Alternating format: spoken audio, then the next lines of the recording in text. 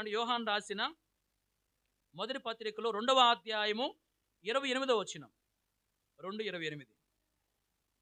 కాబట్టి చిన్నపిల్లారా, ఆయన ప్రత్యక్షమగునప్పుడు ఆయన రాకడ యందు మనం ఆయన ఎదుట సిగ్గుపడక ధైర్యం కలిగి ఉన్నట్లు మీరు ఆయన యందు నిలిచి ఉండుడి. చాలు. చూడండి, ఇక్కడ చిన్నపిల్లారా అనే మాట రాయబడింది. భక్తుడు అన్నాడు చిన్నపిల్లారా అని. చిన్నపిల్లారా అంటే విశ్వాసులారా, దేవుని బిడలారా అని అర్థం. ఇక్కడ యోహాను ఏమంటున్నాడు, చిన్నపిల్లారా,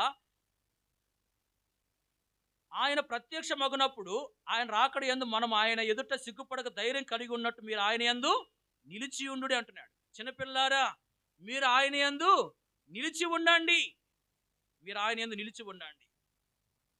ఆయన యందు నిలిచి ఉంటే కలిగే మేలేంది?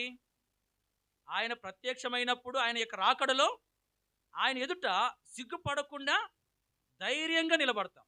గమనించండి, మనం ఈ లోకంలో జీవించినంత కాలము ప్రభు ప్రజలంగా ఆయన యందు నిలిచి ఉంటే, అంటే యేసు ప్రభులో నిలిచి ఉంటే మనకేం కలుగుతుంది మేలు? యేసు ప్రభు యొక్క రాకడలో ఆయన ప్రత్యక్షమైనప్పుడు ఆయన ఎదుట సిగ్గుపడకుండా ధైర్యంగా ఆయన ఎదుట నిలవబడతాం. అంటే ఆ రాకులు ఎత్తబడి ధైర్యంగా ప్రభు ఎదుట నిలవబడతాం. కాబట్టి మనము ఆయన యందు నిలిచి ఉండాలి. ఎక్కడ నిలిచి ఉండాలి? ఆయన యందు. పాపములో నిలిచి ఉండకూడదు, చెడుతనములో నిలిచి ఉండకూడదు, దేవునికి విరోధమైనటువంటి విధానాల్లో నిలిచి ఉండకూడదు. మనము ప్రభువులో నిలిచి ఉండాలి.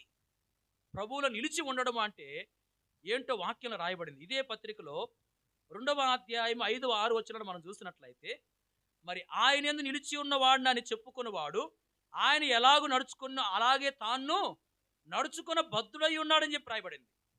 చూడండి, ఇక్కడ ఆయన యందు నిలిచి ఉన్నవాడను అని చెప్పుకునే వ్యక్తి ఎలా ఉండాలి? ఆయన ఎలాగో నడుచుకున్నాడు అలాగే నడుచుకోవాలి. కాబట్టి నేను ఆయన యందు నిలిచి ఉన్నాను అని నేను చెప్తున్నప్పుడు నేను ఎట్లా నడుచుకోవాలి? ఆ ప్రభువు వలె నడుచుకోవాలి. కాబట్టి మన జీవితంలో ప్రభువు వలె నడుచుకున్నప్పుడే ఆ ప్రభువులో నిలిచి ఉన్నట్లు. ప్రభువులో నిలిచి ఉంటే ఆ ప్రభు యొక్క రాకడలో మనము ఎత్తబడి ఆయన ఎదుట ధైర్యంగా నిలవబడగలుగుతాం. కాబట్టి మన జీవితంలో ఆయన వలె నడుచుకోవాలి.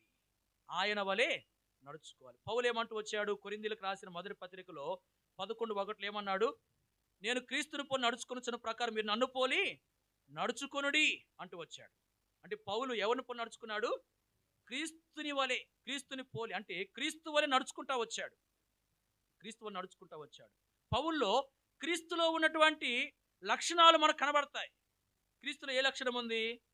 తగ్గింపు ఉంది. ఫిలిప్పీయులకు రాసిన పత్రిక 2:8 ఏముంది? సిలువ మరణం పొందినంతగా విధేయత చూపిన వాడు తను తాను తగ్గించుకున్నాడని చెప్పి యేసు ప్రభువుని గురించి రాయబడింది. అంటే యేసు ప్రభువులో తగ్గింపు ఉంది, పౌల్లో కూడా ఏముంది? తగ్గింపు ఉంది.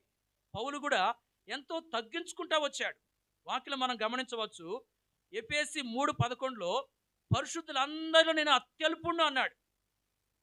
పరిశుద్ధులందరూ ఉన్నారు, వీరందరిలో నేను గొప్పవాడును, నేను చాలా ఎక్కువ వాడును, నేను చాలా గనుండని చెప్పి చెప్పటల్లా. ఏమంటున్నాడు? ఈ పరిశుద్ధులందరిలో నేను అత్యల్పుడను అంటున్నాడు. అంటే ఆ మాట ఏం చూపిస్తుంది? తగ్గింపును చూపిస్తా ఉంది. చూడండి, పౌలు మరి తగ్గించుకుంటా ఉన్నాడు. ప్రభువులో తగ్గింపు ఉంది, పౌల్లో కూడా తగ్గింపు కనపడతా ఉంది. అలాగే పౌలు తగ్గించుకుంటూ వచ్చిన ఇంకొక సందర్భాన్ని కూడా మనం చూడవచ్చు. కొరింథీయులకు రాసిన మరి మొదటి పత్రిక 15:9లో తాను ఏమంటూ వచ్చాడంటే, మరి అపోస్తులందరికంటే నేను తక్కువ వాడును అన్నాడు.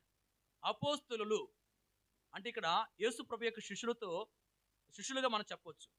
మరి యేసు ప్రభు యొక్క శిష్యులందరిలో నేను ఎలాంటి వాడును? తక్కువ వాడును అంటున్నాడు. గమనించండి, యేసు ప్రభు శిష్యుల కంటే, అపోస్తుల కంటే ఎక్కువగా ప్రయాసపడిన వ్యక్తి పౌలు. ఎలాంటి వ్యక్తి? అపోస్తుల కంటే ఎక్కువగా ప్రయాసపడ్డాడు. అయితే ఏం చెప్తున్నాడు? వారందరిలో నేను తక్కువ వాడిని అని చెప్తున్నాడు. నేను ఎక్కువ వాడిని అని చెప్పటల్లా, నేను తక్కువ వాడిని. పరిశుద్ధులందరిలో నేను అత్యల్పుణ్ణి అన్నాడు. అలాగే అపోస్తులందరిలో నేను తక్కువ వాడిని అంటున్నాడు. చూడండి, ఎంతో తగ్గించుకుంటున్నాడు. యేసు ప్రభువారు తగ్గించుకున్నాడు, తగ్గింపు కలిగి ఉన్నాడు. యేసు ప్రభువులను తగ్గింపు పౌలో కూడా ఉంది, పౌలు కూడా కలిగి ఉన్నాడు. కాబట్టి మనం కూడా ప్రభువులో ఉన్న లక్షణాలను కలిగి ఉండాలి. ప్రభువులో ఉన్న లక్షణాన్ని కలిగి ఉన్నప్పుడే మనము ప్రభువులో నిలిచి ఉన్నట్లు. అలాగే వాక్యంలో మనం చూస్తే ప్రభువులో ఉన్న ఇంకొక అనుభవం ఏందంటే, మత్తయి సువార్తలో 15:31 గమనించినట్లయితే అక్కడ యేసు ప్రభువు రోగులను బాగు చేసినప్పుడు జనులు ఏం చేశారంటే ఇశ్రాయేలు దేవుణ్ణి మహింపరిచారు. గమనించండి. మరి యేసు ప్రభువు చేసిన కార్యాలను బట్టి ఎవరికి మహిమ వచ్చింది? తండ్రి అయిన దేవునికి మహిమ వచ్చింది. అంటే యేసు ప్రభు తండ్రి అయిన దేవునికి మహిమ తెచ్చిన వాడుగా ఉన్నాడు. అలాగే పౌలు కూడా మరి దేవునికి మహిమకరంగా జీవిస్తా వచ్చాడు. గలతీ 1 చివరి వచనాలు చూసినట్లయితే మరి యోదయ సంఘముల వారు ఏం చేశారంటే పౌలు యొక్క ముఖాన్ని చూడలేదు, కానీ పౌలుని గురించి విని మరి దేవుని మహింపరిచారు. అంటే పౌలు యొక్క జీవితము ఎలా ఉంది? దేవునికి మహిమ తీసుకొచ్చేదిగా ఉంది. యేసు ప్రభువు తండ్రి దేవునికి మహిమకరంగా జీవించాడు, మహిమ తెచ్చిన వాడుగా ఉన్నాడు. పౌలు కూడా దేవునికి మహిమ కలగజేసిన వాడుగా ఉన్నాడు. వీళ్ళ మనం కూడా దేవుని యొక్క మహిమ కొరకు జీవించాలంటే మన ద్వారా దేవునికి మహిమ రావాలి. మన ద్వారా దేవునికి అవమానం రాకూడదు. మన ద్వారా దేవుని యొక్క నామము దూషించబడకూడదు. మన ద్వారా దేవుని యొక్క నామానికి ఏం కలగాలి? మహిమ కలగాలి. అలాగూ మనం ఉండాలి. యేసు ప్రభువులో తగ్గింపు ఉంది. మరి యేసు ప్రభువులో నడుస్తూ వచ్చిన పౌల్లో కూడా తగ్గింపు ఉన్నట్టు మనం చూస్తూ వచ్చాం. యేసు ప్రభు తండ్రికి మహిమ తెచ్చాడు. మరి యేసు ప్రభువును పోలి నడుచుకుంటూ వచ్చిన పౌలు కూడా మరి దేవునికి మహిమకరంగా మహిమ తెచ్చినటువంటి వాడుగా ఉన్నాడు. వీళ్ళ మనం కూడా ఆ రీతిగా మరి ప్రభు యొక్క లక్షణాలను కలిగి ప్రభువును పోలి ప్రభు వలె నడుచుకోవాలి. అప్పుడే ఆయన యందు మనం నిలిచి ఉన్నట్లు. ఆయన యందు నిలిచి ఉంటే మన జీవితంలో ఆయన యొక్క రాకడలో ఎత్తబడి ఆయనతో కూడా మనము ఉంటాము. ఆయన ఎదుట ధైర్యంగా నిలవబడతాం. ఇక్కడ చిన్నపిల్లారా, మీరు ఆయన యందు నిలిచి ఉండుడి. పిల్లలు మనం ఆయన యందు నిలిచి ఉండాలి. అలా ఉన్నాము మనం ఒకసారి మన జీవితాన్ని మనము పరిశీలన చేసుకోవాలి.